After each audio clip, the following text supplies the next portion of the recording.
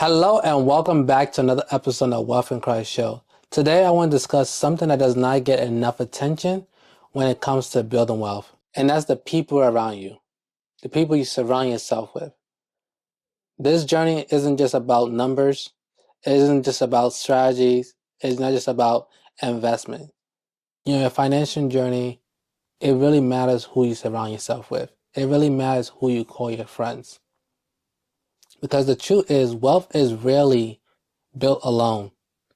Even when it looks like someone did it by themselves, there were people involved, there were mentors, there was clients, there was customers, there was partners, even critics that sharpened them to become who they are today, that we're able to celebrate them. And if you really think about it, when you really think about it, you need people to make money. Whether you're selling a product, offering a service, creating content, you need people to be on the other side of that transaction. Someone has to buy, someone has to consume, someone has to believe. And the people don't understand, the people around you, the people that are close to you, don't understand where you're going. They're not in support. There's a quote that says, if the people in your circle aren't contributing to your growth, then you're not in the circle, you're in a cage. And this is just very true when it comes to your financial journey. If they're not contributing to your growth, telling you different things that you can do to better position yourself, and vice versa. It's not just them providing you value, it's also you providing value to them. If there's not a mutual relationship that's going on, that we all want to better each other financially and every other aspect of our life, then why are we friends? Why are we calling each other brothers or sisters? It's often, this quote that I like to believe is by Jim Rohn. It says, you're the average of the 5 people you spend the most time with. So if you're on this journey of becoming financially free, you're wanting to save money, you want to invest, you want to talk about buying assets, and the people around you are not talking about, or not wanting to have the same conversation, like the previous quote, you're in a cage. It's about time for you to change your circle. It's about time for you to change the environment that you constantly find yourself in. Because wealthy people, people that are financially free, they surround themselves with like-minded individuals to continue to go from levels to levels. The people that you call friends, these are the loudest voices in your life.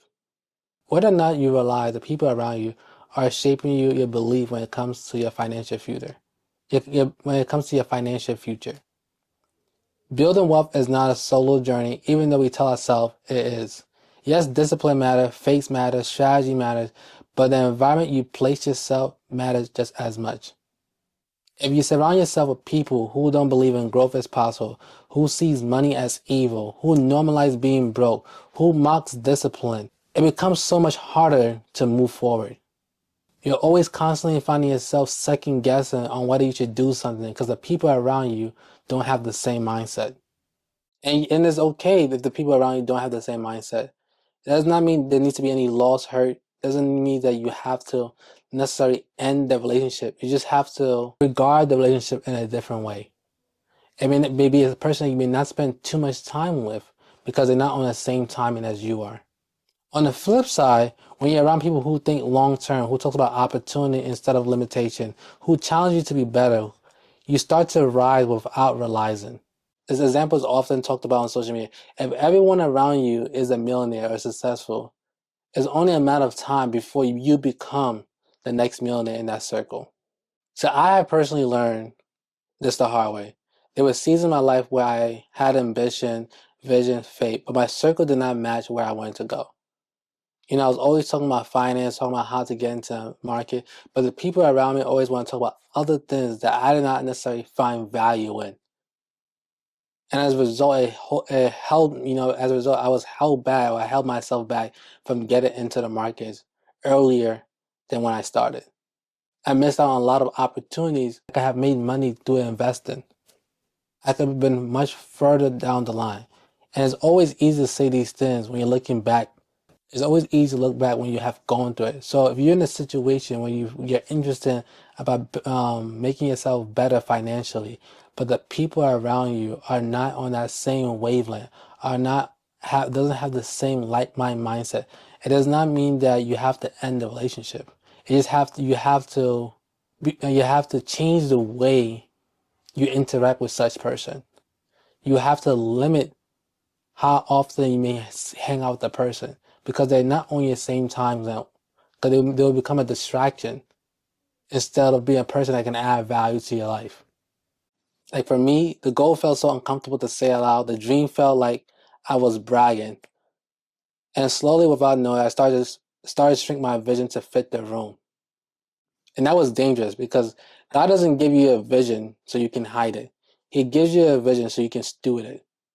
Many of us have dreams that God has given us that require us to reach a certain level of financial stability. But because of our circle, we don't see the people in our circle doing certain things. We're like, oh, this can't be true. This cannot be God telling me to do this. On this journey to becoming financially free, I am learning that it's going to cause you to have to step out your comfort zone.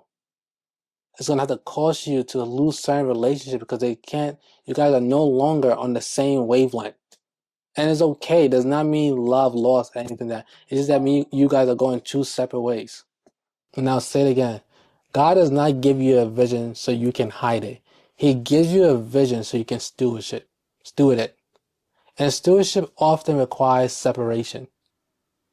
Not abandonment, not arrogant, not cutting people off disrespectfully, but intentionally being aligned with people who can support you, who can encourage you, who can provide value to you, just as you will also provide value to them. The scripture that comes to mind is Proverbs 27:17. And it states, as iron sharpens iron, so one person sharpens another. This verse doesn't challenge iron. This verse doesn't say iron sharpens iron. It says iron sharpens iron. Because growth, if you want to grow, it's going to cause some friction. Growth requires challenges. Growth requires people who are willing to tell you the truth, not just what feels good. If you're the most successful person in your circle, it'll be hard for you to grow and get to the next level. It's often said if you're the smartest person in your room, that's pretty dangerous. You want to be find yourself in an environment where you're able to add value to people and you're also able to receive value. Because that's how you are able to grow, and that's also how other people are able to grow. And remember this, you need people to make money. Whether you're building a business, growing a brand, investing, working a job, people are involved. There's no way to make money without people that are being involved. But as a service, you need people to utilize your service in order for you to make money. What is an app? You need a certain amount of people to download your app in order to make profit. Money flows through value and value flows to people. Say that again. If no one consumes what you create, nothing moves. If no one believes in what you're building, no momentum stalls. If no one challenges your thinking, blind spots remain. Even investors don't build wealth alone. They rely on markets, company, leadership teams, advisors, communities. Employees rely on organization. Entrepreneurs rely on customers. Content creators rely on viewers. Ministry relies on people being served. There's no version of wealth where people are not involved. That's why your circle matters. The people you surround yourself, the people that you allow to influence you. And I want you to ask yourself these questions. Are you surrounded by people who support growth or people who simply tolerate it? Are you around people who are just yes sir, yes ma'am to you?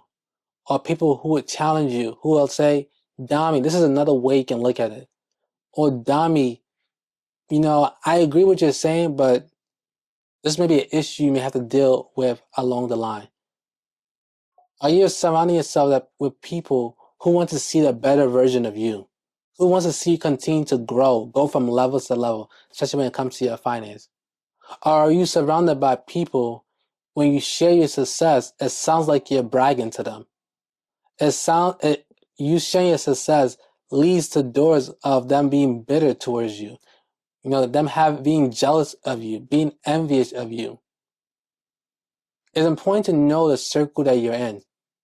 Because support challenges you. If people tolerate you, they just allow you to exist. Like-minded people don't mean people who think exactly like you. It means people who respect your growth, discipline, faith, and progress.